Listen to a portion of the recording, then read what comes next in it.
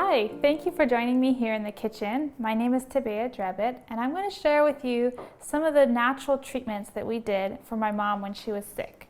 You've already probably listened to her testimony of her going through COVID-19, and now I'm going to share with you some of the simple remedies that we did at home to try to aid her body in helping her recover. These are not necessarily COVID treatments, but these are natural things that you can do at home for a flu or for a cold to aid your body as needed. So I'm going to talk to you about some of the more complicated herbs, the ones that you would say are not as most common, or the ones that you maybe don't see in your kitchen in a minute. But I'm also going to tell you that there are many very beautiful herbs that God has created for us that you will find in your kitchen. So when my mom was sick, I was looking in the kitchen to see what can I find to help her, and I had a whole bunch of herbs lined up in the kitchen that we were using, that I was growing. And I had sage growing, I had oregano, I had some rosemary and thyme, and a whole bunch. So I thought, I wonder if these herbs are helpful. So I started researching it, and sure enough, these herbs are very helpful for flus and for respiratory issues in particular. So I have some of these herbs lined up here on this dish, and I wanted to talk to you about some of their really beautiful healing properties. So the first little herb here I have is sage. These are very young sage leaves. My sage leaves are much larger, but nonetheless, this is often called a thinker's tea or a throat tea. And the reason for that is because it is antibacterial and antiseptic. So antiseptic is actually antifungal, antibacterial, and antiviral all in one. So it's a really nice herb right there. And it's also high in vitamin A, vitamin K, and vitamin C. So this herb helps coat your throat when your throat is sore or scratchy. It will help coat it and help you not have so much pain or feel discomfort. So the next herb I have here is oregano. So oregano is very common for fighting viruses and things like that. You may know of the oregano oil, which I have used many times to fight off any flus or colds that I have had coming on, and it did a very good job fighting it off. So oregano oil or oregano herb is also very good at fighting off fevers or respiratory issues, so I would definitely recommend that herb. So the one right beside here I have is thyme. And thyme kind of surprised me because I hate thyme, and I did not think that it had any benefits whatsoever other than making food taste really bad, just the way my taste buds work, I guess. But surprise, surprise, it's very good. So it is an anti-spasmodic. So if you're coughing really a lot and you can't seem to stop, it's hurting a lot, that would be something I would use to help calm down your irritated muscles that are causing the spasmodic coughing. It's also anti-inflammatory and anti-mucus. So it helps take away the mucus that's building up in your lungs, and it helps take care of that white coating that might be on your tongue while you're sick. It's also something that's not necessarily for sickness, but it can help, not necessarily for a flu, but it can help with the flu situation, which is its antidepressant. So that might be nice if you're not feeling really good and it's taking a long time to get better and you're starting to have bad thoughts, which can happen when you're sick. Antidepressant might help with that as well. So then we have rosemary here, which has quite a lot of properties. It is anti-inflammatory, antispasmodic, antibacterial, antifungal, and antiviral. So it's got all your antis right in there. And it has also high vitamin A, vitamin C, and it helps with the fever, the shivers and the aches that you might get right away when you're getting a fever. So that helps soothe any shivering or something like that. Antimicrobial is great if you have any issues with parasites or anything like that. This would help clean that out. And then the next one top on the list is mint. So right here I have spearmint, but peppermint, any type of mint would be really good. And mint is a dilator. So what that does is it dilates your pores and helps you sweat or helps you relieve a high fever. It helps you clean out your sinuses. It helps, keep things moving, helps your blood move. So that one's a really good one as well, as mint. And then the last one, which isn't really for flu, but it's really high in vitamin K1, and that is parsley. So parsley is high in K1. It also helps with bad breath or an upset stomach. It helps with digestion. So if your stomach's really hurting, I would recommend trying some parsley. So that's just the basic kitchen herbs.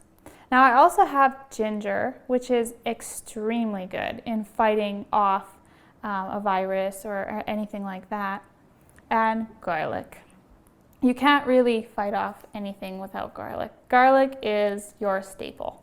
So we have garlic, and we also have lemon. So lemon is a cleanser, and that helps you just keep you hydrated as well. I often find that when you are really thirsty and you feel very dehydrated and you don't have any energy, having some lemon with the water might just help you feel a lot more hydrated. Now, if you don't have the herbs fresh, that's perfectly fine. You can use them dried as well. If you have just them in your kitchen cupboard, that would be perfectly fine. It doesn't have to be a fresh thing. So don't feel that just because it's not available or you can't get to the store, it's out. No worries. You can use dry. Another one that's really common in the kitchen is cayenne pepper. And this is something that I would highly recommend. This helps circulate your blood. It also helps drive herbs to the right part of your body. It's known as a thinking herb, and the reason why it's a thinking herb is not because it promotes your thinking like the sage does, but because it knows where to go. So if you have a problem with your heart, you will take cayenne and you'll feel heat in your heart. Or if you have a problem in your lungs, you'll feel heat in your lungs. So it's quite the clever little herb in that sense, that it can go where you need it. And it also brings nutrients and things that are in your blood that need to get to that spot, to the spot. So cayenne is really good. It also helps with blood thinning. People have used cayenne when they're getting a stroke or a heart attack. They'll quickly take cayenne pepper and quite a bit of it, and that can prevent those things. So any blood clotting or anything like that would be a really positive one, is cayenne pepper. But if you only have cayenne pepper, you don't have any other type of blood thinner, you need to have quite a bit. So I would definitely recommend talking to your doctor or a medical professional about a blood thinner. But cayenne pepper does aid in that as well. Another one is turmeric. So turmeric powder, the little yellow stuff that dyes your blender and all your kitchen stuff, if you have the fresh stuff. This is also really good. It's anti-inflammatory. It's one of the strongest anti-inflammatories that I know of that's a herb, is turmeric powder. So that can help when you have a problem in your body. The first thing your body does is it brings blood to that spot, or it brings nutrients to that spot, and that can cause inflammation, and sometimes it's not helpful.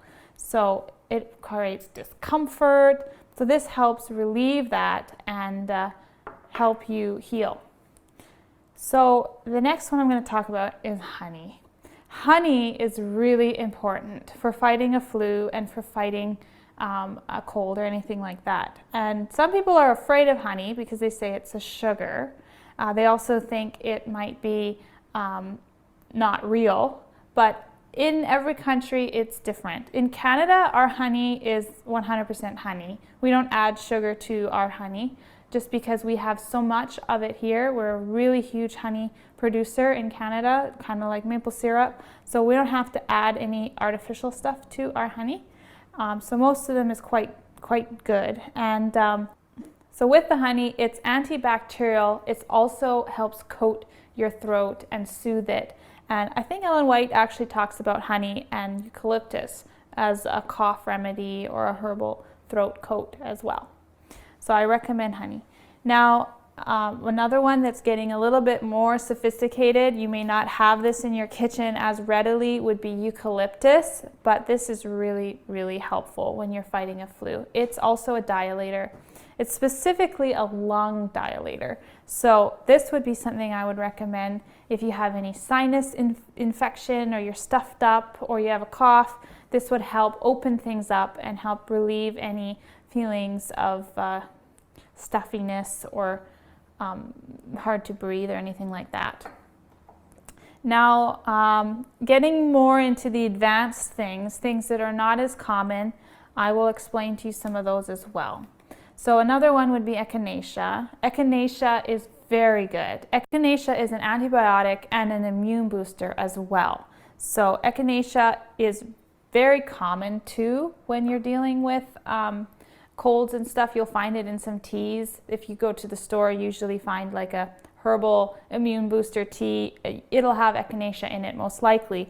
And so that's quite common, but it isn't very common to have echinacea just on its own.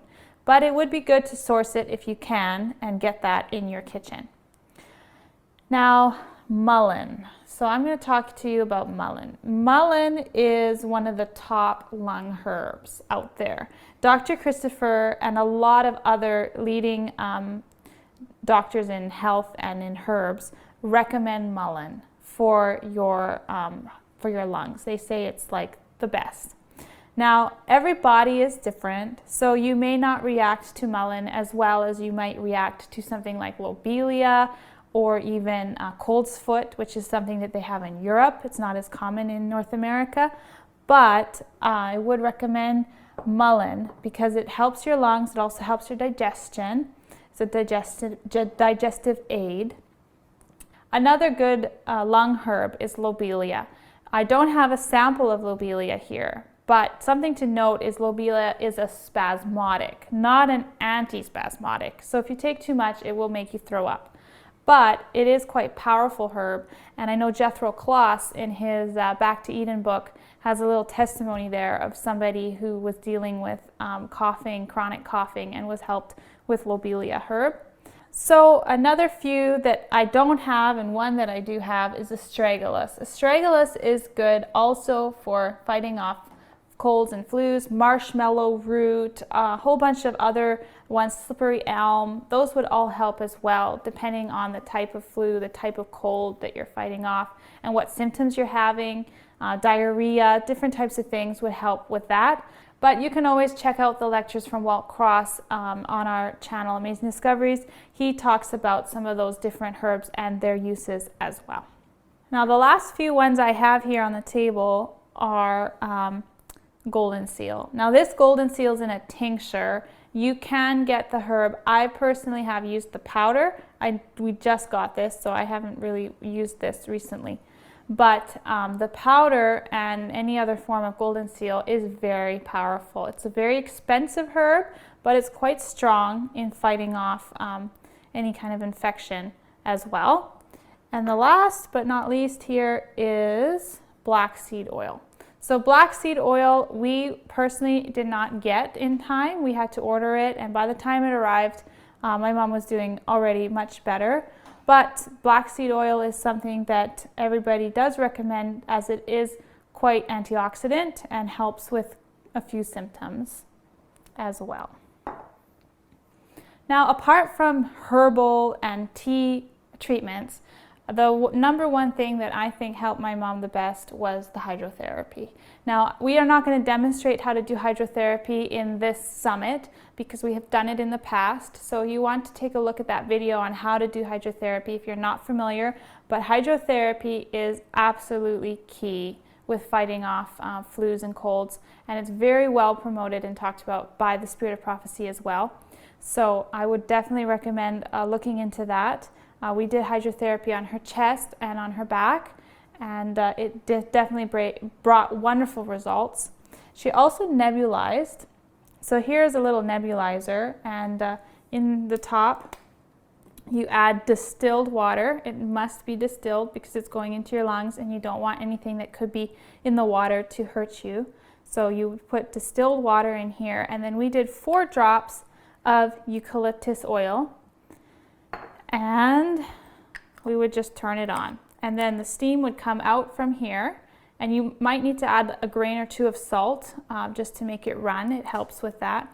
And then the steam comes out here. It's not hot, it's not cold, it's just steam that comes out, and you inhale that, and her oxygen levels would go up from 92 all the way up to 98 just by nebulizing with some eucalyptus oil.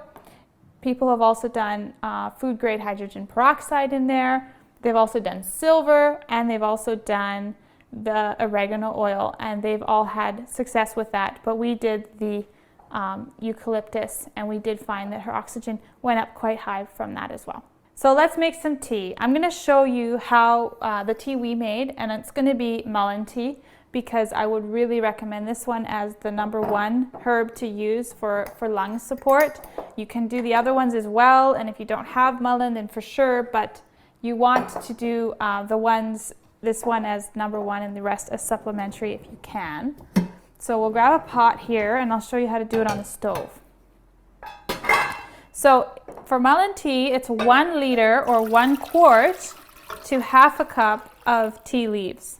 That's very strong. Usually it's a cup to a teaspoon, and we're going to make it a little bit stronger because, you know, we're sick, right? So we'll turn on the water, put in the leaves. Oh, another one I didn't talk to you about, the herb, is elderberry. Elderberry is a very good immune supporter as well, so I would recommend adding some elderberry berries right into here. I don't have any, so we won't, but elderberry is really good. So we'll add some sage. Okay, just take them off. You can add the whole thing, it's no big deal. And let's add a little bit of this thyme leaves, I think. Why not?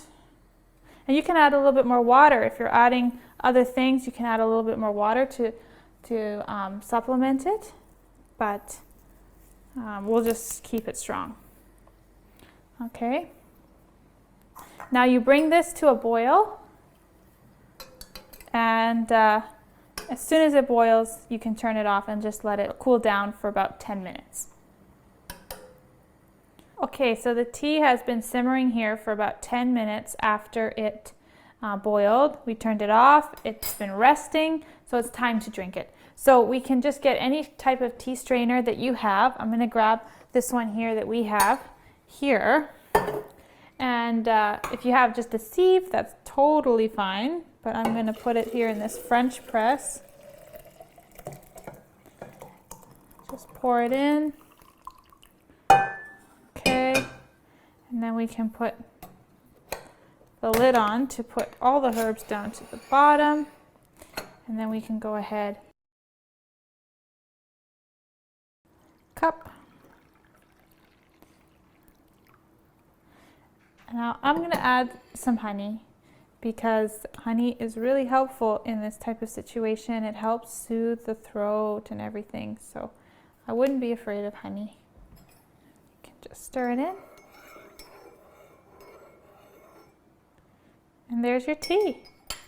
I hope this demonstration was helpful for you. Knowing some of the natural remedies that we did that helped my mom, I hope they help you as well. May God bless. Take care.